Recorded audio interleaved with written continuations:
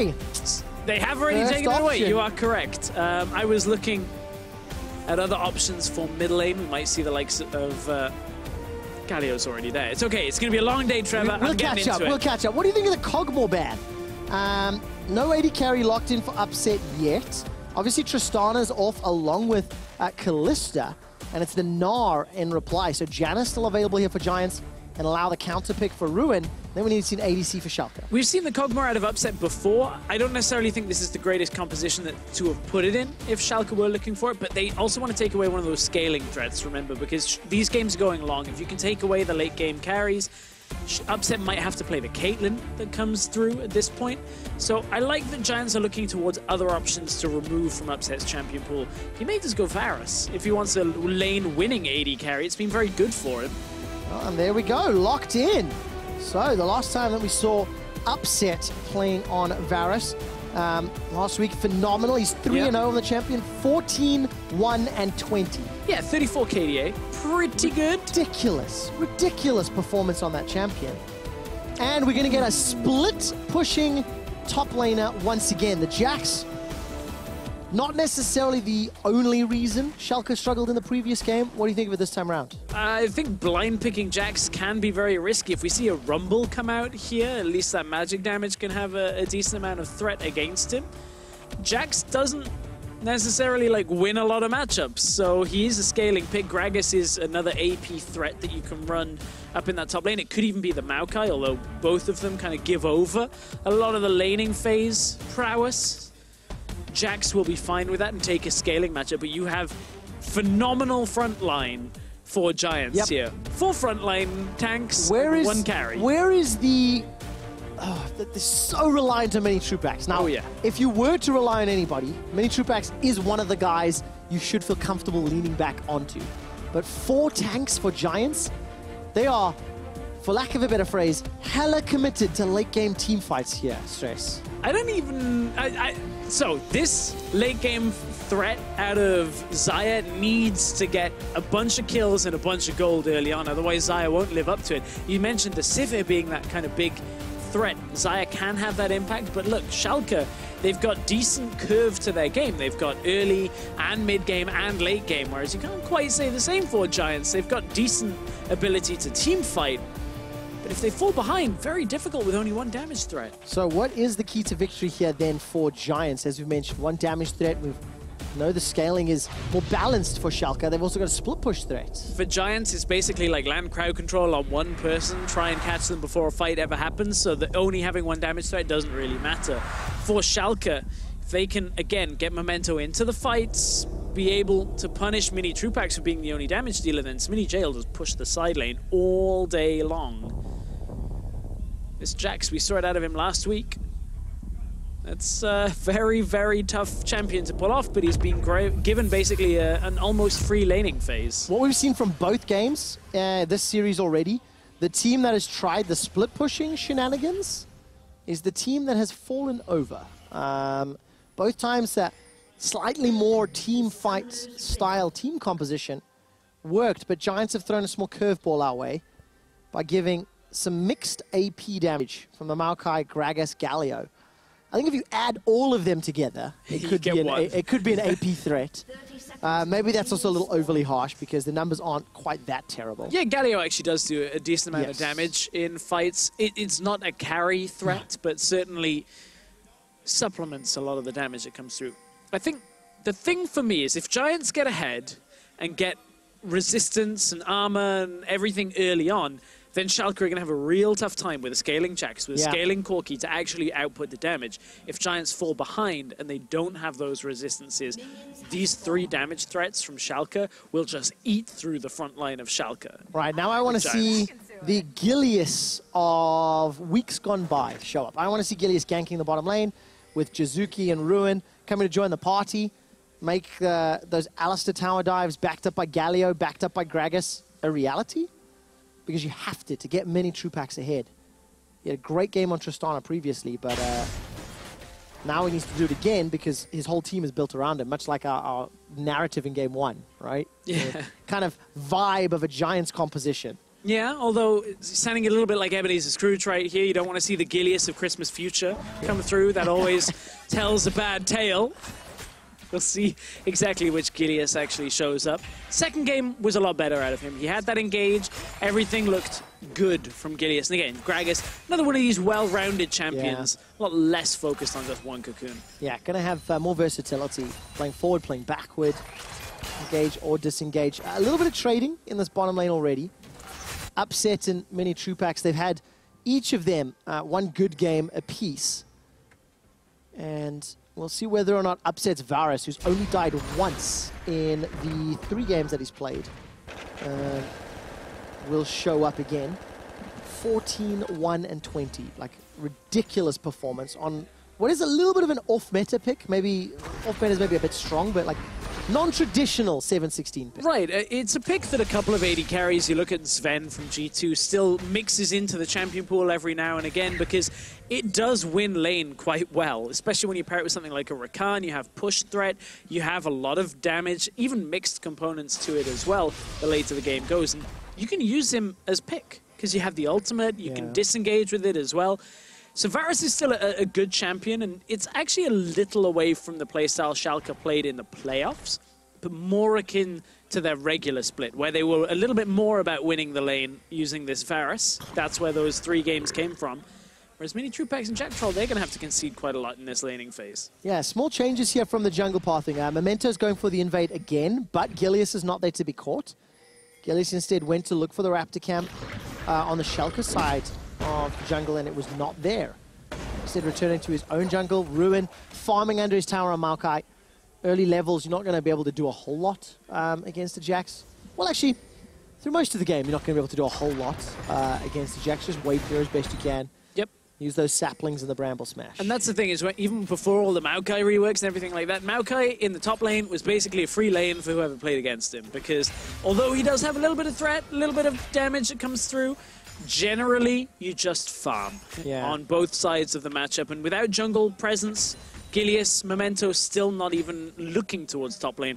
Not a lot's going to happen for a while up there. Yeah, you talked about farm lanes. What about mid lane? By the way, it's double teleports this time around. Memento going to threaten some sort of move onto Jiizuke's Galio, but he's going to get bullied away. The reason it's double TP without an Elise now, a lot less reason to cleanse. You'd only really be looking at Ruin for that W, the route that comes through. So Caedrel just says, no, I can match your TPs, everything's going to be great. And that would indicate that Caedrel should have a better early game compared to the first time we saw these two. Caedrel's early game was good enough as it was. Yeah, exactly. Jiizuke with the first TP back into lane. He's going to push Caedrel out. Gets a full combo on that Justice Punch, and we quickly get a glimpse down bottom. Engage onto Jactroll. He's going to get a good pulverize backwards and headbutt. Stun comes down as well. With the dash from the Battle Dance. Norskeren's out to safety. But just look at the previous game matchup. Oh, let's see whether or not any shenanigans happens. Yeah, because Upset and Minitroupax, this is the stats from game 2 where Minitroupax Tristana, 100% kill participation. Yeah, we've had quite low kill games, but everything in the last game did revolve around Minitroupax. On that Tristana, a lot of resets came through and he was able to just hop through the fights. A lot of double kills happened throughout that game, and really that was enough for Giants to be able to put their stock in Minitroupax. He was able to just sit very safely and push through, but that's a high damage percent out of both AD carries. You could see how the impact of having these scaling mid laners actually means the AD carries have so much more on their shoulders in this series. Look at the Duran taunt there onto Caedrel. Yeah, those percentage now, damage percentage also tells you how heavily team-focused the game was. Gilius was making his way down to the bottom lane before we started talking about that matchup. They popped the blast cone, stuck a couple of wards inside Schalke's jungle. But Gilius has not had the same slow start. All right, body slam flash. No, not. Maybe not with flash still available. No, not without level 6 as well, is the other half of that. If Gilius had his cask, that might be worth a flash for flash. The thing is, Caedrel's actually losing out this matchup a little harder than he would anticipate. Now, he's having to recall, which is where the CS advantage will open up again. And that is a little bit contrary to game 1 of this series, where Caedrel actually was bullying Jiizuke quite effectively. Wonder if Jiizuke's changed his runes or masteries or anything along those lines. Caedrel's going to stick around. 6-0 on Corki during Challenger and promos, but now he's missing the wave, missing the experience, and he's missing time because he opted to stick around. I have a feeling a lot of it is the fact that Gilius hasn't been pushed back on, like on the Elise in game 1, where Gilius didn't have the time to go into mid lane, wasn't able to really help out, but now Gilius a second time invading against Memento. Let's see if this one is more successful. Definitely with the help of Jactroll. So this is good. This is growth. Early game mistakes from earlier in the series not being repeated. Support here for Gilius on the invade. Admittedly, it's a different champion, but it's the play style that matters, right? Gilius didn't get bullied out of his jungle by Jarvan. Managed to invade to steal away the red buff, and Giants still with a minor gold lead here as we approach 8 minutes. For now, I don't know how well the Giants can play football. Schalke, don't know how good they are at football either. That would be an interesting one, to see whether the Schalke lineup could actually play, whether they've been training like that. Because fitness is part of their regime, right? It is indeed. A lot of teams mix that in. I think I saw Schalke and Fnatic play a football game after Challenger Spring. That was several months ago. Okay. But there was a bunch of players that got together, and I don't remember 100%. I need to do a reminder or a refresher. Smittyj is playing for the wrong game here, look. He's trying to be a mighty duck, not being Schalke. Not going to help you out here. But look, Ruin's wearing the Maokai onesie, so that's definitely not going to help you in either sport. Nature's Grass comes down. First blood should be picked up, not with the flash though. Ruin is followed by Memento. Body slam flash comes from Gilius. First blood picked up by Giants. Caedrel gets one back on the end as Giants get a second kill. One for Gilius, as well as one for Jiizuke. A flash over the wall. Jactroll looks, gets the pulverize. The cast knocks Caedrel backwards. He's already flashed. The flash Duran taunts from Jiizuke. Won't be enough. One more auto's needed. Jiizuke's rushing forward, punches him in the face, and Giants get 3. That backfires for Schalke as Giants able to group effectively using the Galio ultimate. They used one early. They used it early in the game. They got to the top side. Galio actually picked up first blood to start this. 2-0-1 on a Galio is going to accelerate that build through. We talked about how if Giants are ahead, they will be able to itemize efficiently early on. And this all started from the fact that Smittyj was trying to invade because they were wanting to bring Memento up to the top side, wanting to capitalize on this Maokai, who doesn't have a whole lot of damage, they think, early on. But look, when nobody has damage is quite even. Ruin is able to get away, disrupt Memento for long enough. Caedrel, yes, gets the kill from that, but look at how quickly Norskeren, Jactroll was on his way up through the river, was able to land that cowbell, land a lot of crowd control. This is what this composition is based around. You find individuals and lock them down with crowd control. Oh, Caedrel stuck around. That auto, I don't know whether it definitely was the costing of his life there, but he stuck around trying to just get a little bit more, trying to get the life steal that comes back from that Warlords, but it wasn't quite enough. Did not work out in Jactroll's first purchase of those Moby boots. They just paid for themselves, basically. On that great roam, setting Jiizuke up. He's come back to lane with a Haunting Guise, I'd like to point out. So while we mentioned the slight lack of AP damage, Haunting Guise is going to help them out. And Gilius starts off the Mountain Drake. It's on top of a ward. And actual Schalke vision in the river, definitely the central lane down to river is pretty strong. So they've got a lot of information to work with here. Oh, there's TP advantage for Giants here at this point, though, because look, Smittyj doesn't have his. So Giants could look to capitalize. That would leave Ruin's tower in trouble if Schalke were able to commit to this. Giants end up getting the Mountain Drake for themselves. So again, going from strength to strength in this game. Ruin is on the way towards a righteous glory. So this is just going to all be about team fights for Giants. Yep, absolutely. And lots of parties around Minitroupax. If the front line can survive, nice. That was very cheeky indeed. And just a dash forward, wins up the trade a little bit. He's got Ninja Tabby, as well as that Glacial Heart. A little bit of armor, a little bit of HP. But it's just the farm lane, isn't it? We need to see the impact that either Smittyj can unlock on the side lane, or that Ruin can bring to a team fight. Yeah, and that's the frustrating thing. With that Glacial Shroud now building into Righteous Glory, Smittyj now has to try and beat the itemization. Now they go on Ruin. Oh, I love the engaged synergy. Teleport coming down for Jiizuke. Oh, he's bought enough time. Dying sometimes. Sat Magic keeps him alive just long enough for Jiizuke to arrive. Here comes Caedrel, though. Match TP with TP. The ult? Ruin decides to re-engage. Sat Magic buys a few seconds longer. Ruin survives! leaves, walks out with his life. Quick flash down to the bottom lane as Gilius is looking for a target. Upset and Norskeren dash and dive for their lives. And at the end of the day, Memento's the only one that goes down. Ruin managed to get away on such little health thanks to the damage reduction that came through from Jiizuke. All across the board there, Giants basically winning out on the trades. Jiizuke has so much damage with this haunting, guys, that they do have a secondary threat this early on in the game. 3-0-1 on this Galio is going to be nearly unstoppable. Phenomenal start to game 3 here for Giants. They've accumulated a 2,000 gold lead that will spike to 3,000 with the tower first blood. They got Mountain as well. They got the actual first blood. It's a great start with a different style of team comp from what they've run earlier this series. And again, it comes from Schalke trying to make a play on the top side of the map. They're trying to snowball Smittyj. Remember, we said if Smittyj gets ahead, this Jax provides a late game damage and side lane push. But look, they jump on Ruin. It's enough time to bring... Look at how far Jiizuke actually starts. So he couldn't have got in range by walking. They know they still have the Galio ult available. Ruin is able to just survive long enough. Oh, damage reduction. He dodges out the rocket using the untargetable frames from Twisted Advance. Ruin walks away with no health, no mana, but his life intact. And another kill goes to Jiizuke. Oh, great start here for Giants just before 15 minutes. After the 2 previous games that were a little slower tempoed, Giants are now using that hero's entrance extremely well. Leandri's Torment completed for the Thunderlord's Galio. And that's a good sign for Giants if they've got this additional damage there, especially going into the mid game, where they have all of the tools to start fights. At this point, the Italian god is just coming down like Zeus at this point. Just slamming down into the fights. Thunderlords will end up proccing.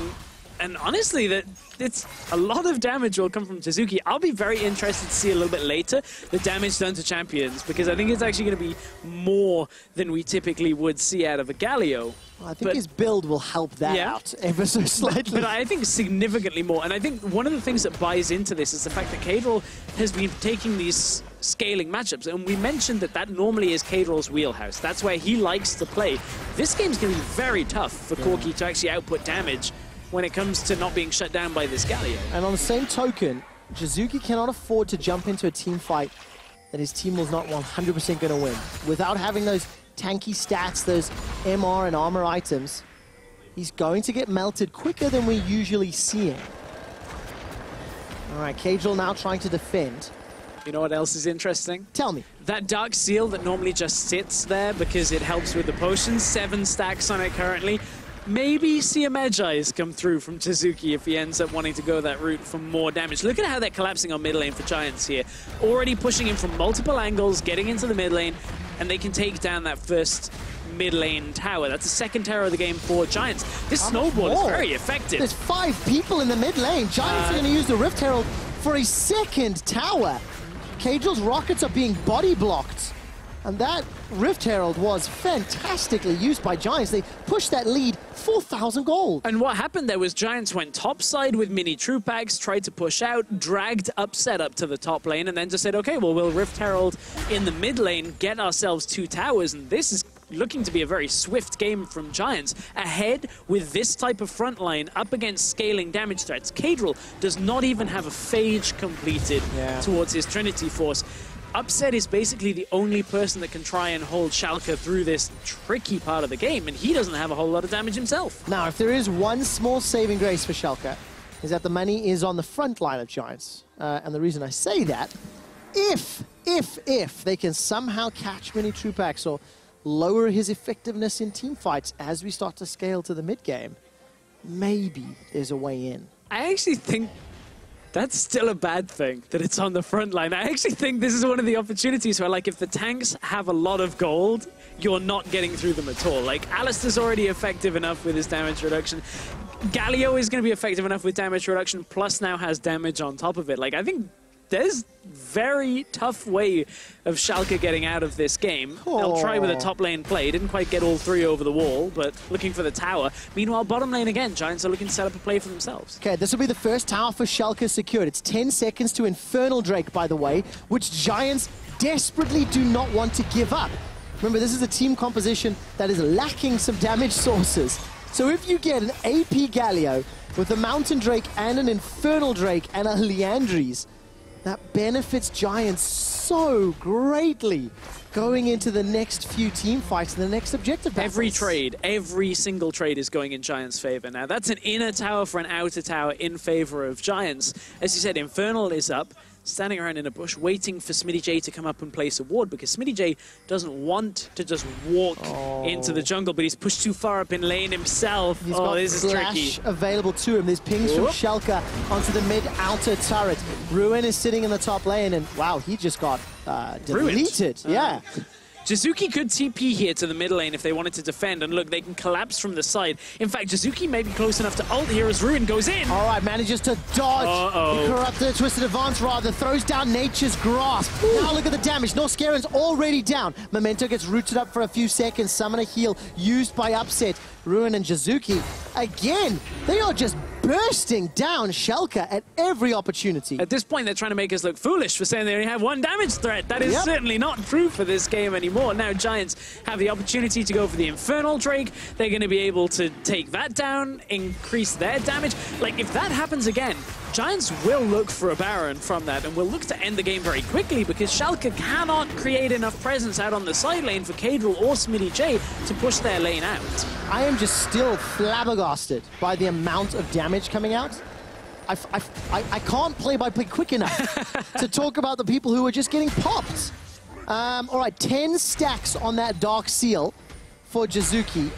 I haven't seen if he's recalled, so might be sitting on quite a lot of cash as the Essence Reaver. 2.1k. There we go. As sitting in his pocket, 1,200 up for Ruin still to spend. And the wave clear is so strong. 402 on Galio. And there you go. Total damage dealt to champions this game. Who's carrying for Giants, Stress? Well, Jiizuke and Ruin are certainly putting a name for themselves that tanks aren't just about soaking damage. Yep. You can also output it. We've seen like Maokai's do okay damage, and because you're trading a lot, but normally it's not quite this amount where you're actually killing people quite quickly. And to go back to something we were talking about earlier, how both teams could opt to play around the top laners. While Ruin's not dealing the damage, his Maokai has been instrumental in many of these plays. The fight in the river earlier, ganks in the top lane. And let's see what Ruin decides to do. He's currently trading with Smittyj. Teleports available for both. And actually he's doing pretty well with that passive. Yeah, has the Bramble Vest as well now, and the Barmy Cinder, so has a lot of this passive damage that trades just back onto Smittyj. There is a few options for Schalke to actually get back into this game. Of course, it's going to be based around getting some kind of an engage where Giants aren't ready to react to it. But look at how fast Giants are able to always respond to any engages. If Memento blindly tries to catch out Minitroupax, Galio's going to arrive, Ruin will TP in. Like, there's so much denial of fighting just from the front line showing up that Schalke have to find these very small windows from Giants where they make a mistake and just absorb farm until this Jax and this Corki are ready to come online. Stress. I'm seeing multiple pings onto Baron. Giants started or thinking about it, then the call is to back away. Crucially, there's a control ward for Schalke inside the red buff area look of at Giants. Righteous Glory, remember, has been completed. He's going in. All right, Upset is the target. Twisted Advance comes down. Hero's Entrance lands as well. Upset is already blown up.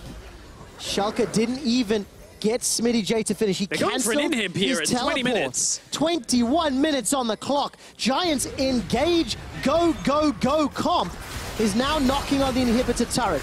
Recall not used yet by Smittyj. Actually, he ran all the way back. Flash from Gilius. That's going to fall ever so slightly short. Jactroll moves forward. The quickness buys a few seconds of time. But now all of a sudden, Smittyj forced to run for his life. Flash as well. Giants look to break open the inhibitor, trading a lot of damage with Caedrel. They're unable to secure the objective. They need some minions for backup. They did get the inhibitor tower, though, for now. That inhibitor is a little bit more elusive without the minions. So Giants back away. They'll reset, spend some of their gold. 1,600 on multiple members of Giants right now. This is an opportunity if Schalke were to try and get towards Baron to assume control.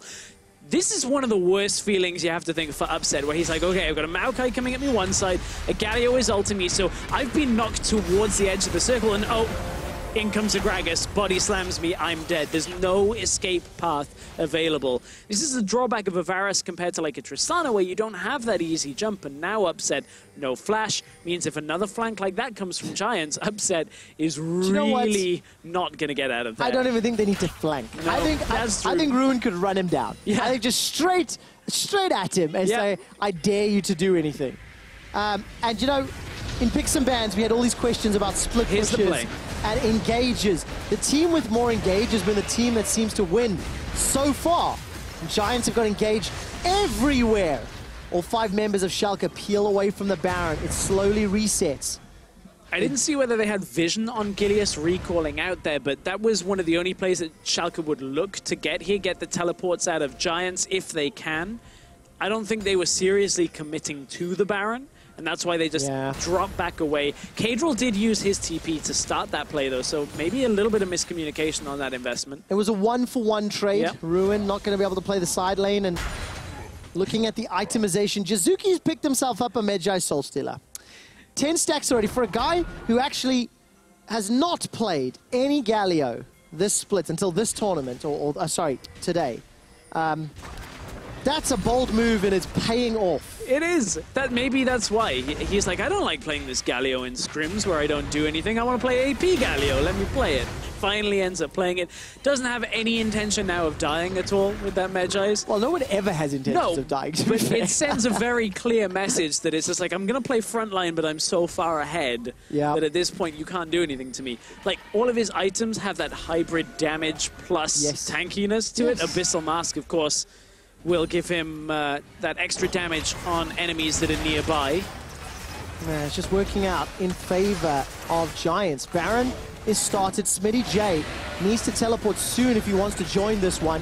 The rockets from Caedrel pull a little bit short. The target so far is Norskeren. The entrance comes down. Norskeren's already dead. Knock up onto the Memento. He locks Giants in the Cataclysm, but it will not be enough. Upset is locked down, and the back end, Smittyj gets taken out. The winds of war in favor of Giants. Caedrel, the last man standing, and Giants say they want the game. It's a 10,000 gold lead. It's a 10 kill lead, and they're in a 5-on-1. Yeah, they don't even want the Baron at this point. They know they have the inhibitor. They know they can walk the minions through. 25 seconds still on Upset, and Giants have looked so incredibly good at denying Schalke's composition almost anything they want.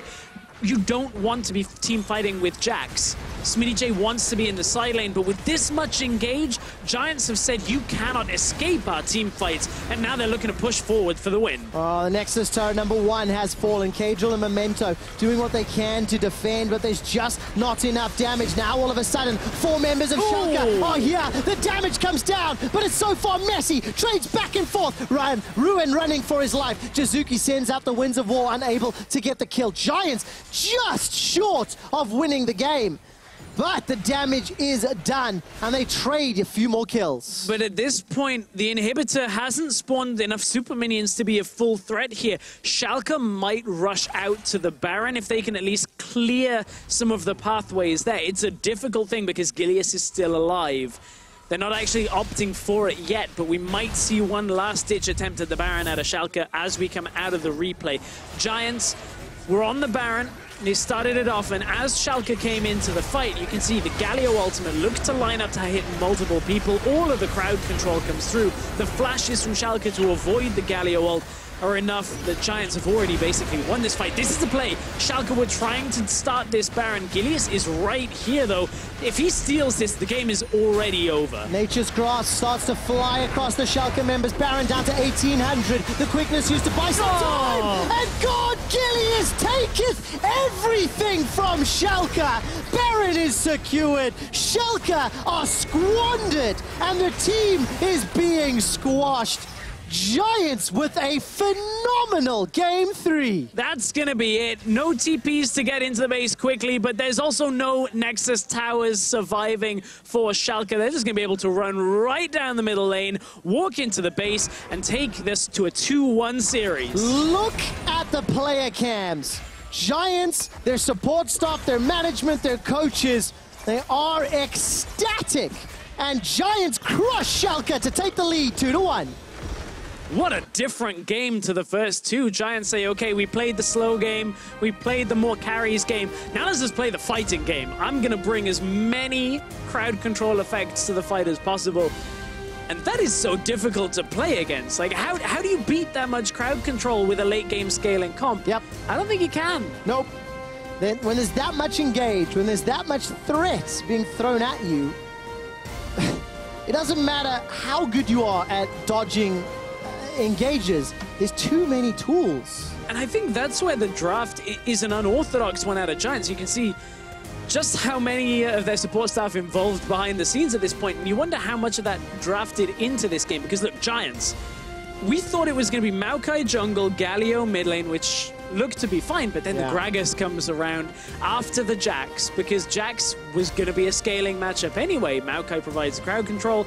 Up in the top lane, they put the Gragas in the jungle. And then how do you escape? The two previous games have been so slow for the first 15 to 20 minutes, and Giants went, screw that noise. We're just going to tower dive and fight at every opportunity. And the end of the game in 26 minutes, 43 seconds. Phenomenal, decisive play.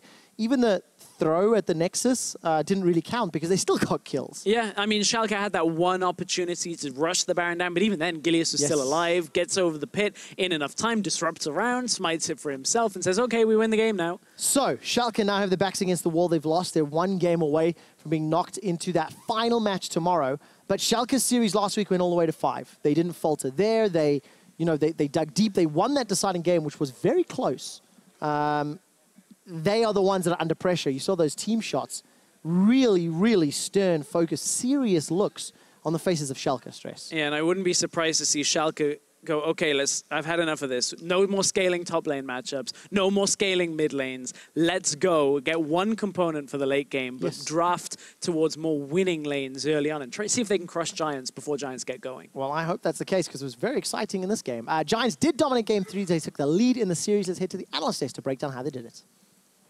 Stresswall, I think it is very likely that they might panic and go away from the strategy that they're utilizing. Me and Deficio have been talking about it for the entire series. We do not think it was ultimately the strategy that Schalke were bringing to the table that lost them the game, but ultimately the execution that we saw in-game. Yeah, result-based analysis here would say this Giants comp is unbeatable. It is impossible to beat this comp. 26 minutes, they ran over them. Pick this every game, you will win. However, what actually happened in this game after we saw this draft here with all the tanks was that it was on Giants to be very proactive with the Galio. Game 1 didn't succeed for them. Game 2 didn't succeed for Schalke.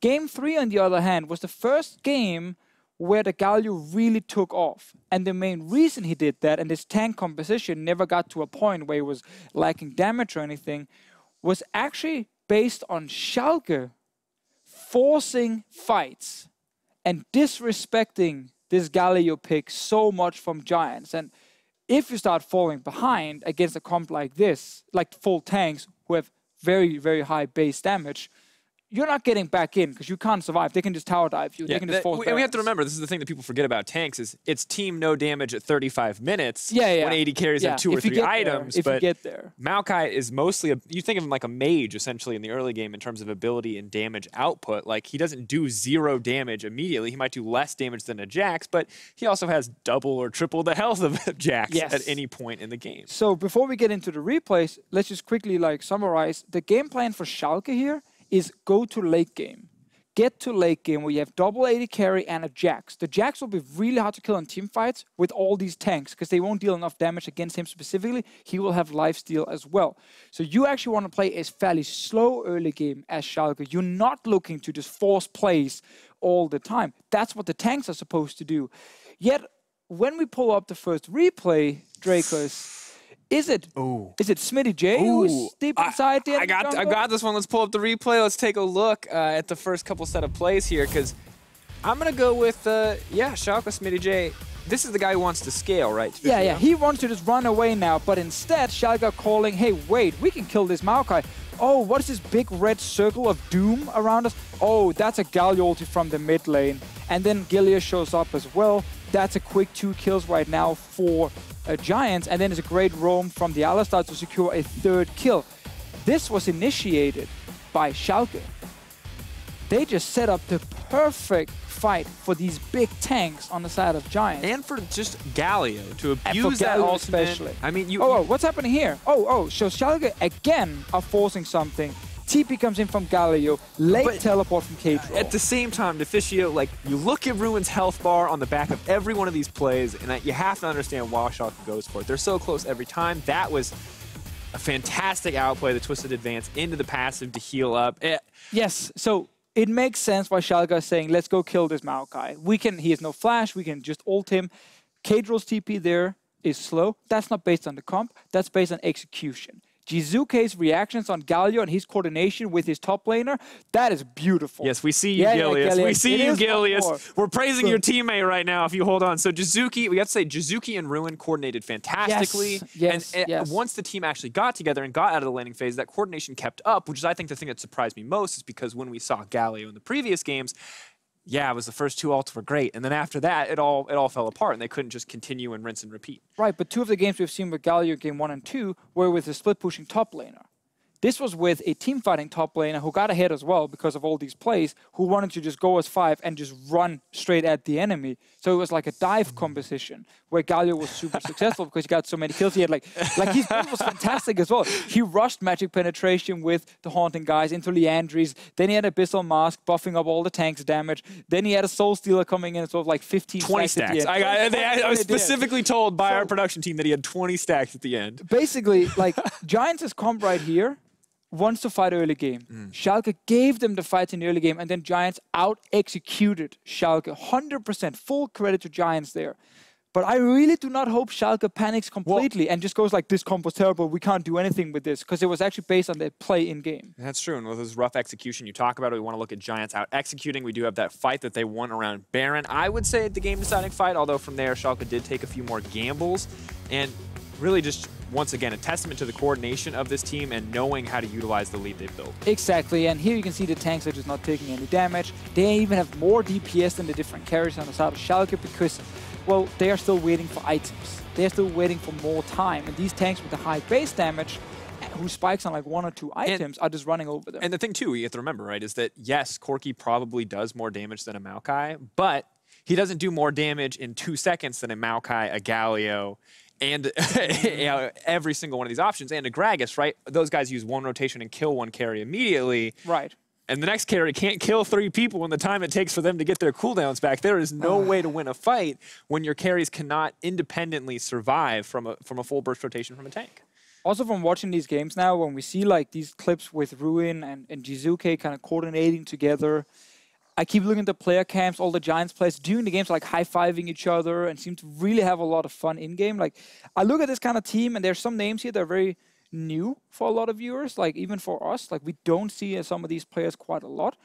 If they make it into the LCS, like, this is the kind of lineup I just want to see stick together. Because the way they're playing with each other and the way they're reacting with each other as well, and the coaching staff that we're seeing on the picture, like when we show the teams, that's the kind of team you want, where it is more than just one guy doing something individually. It is actually the entire group of players clearly working well together. Well, they're still going to have to find one more win before they go any further. This is what Giants have been fighting for all split, and now they're 1 win away from achieving their goal. Find out if Schalke can strike back and meet us back here for Game 4 after the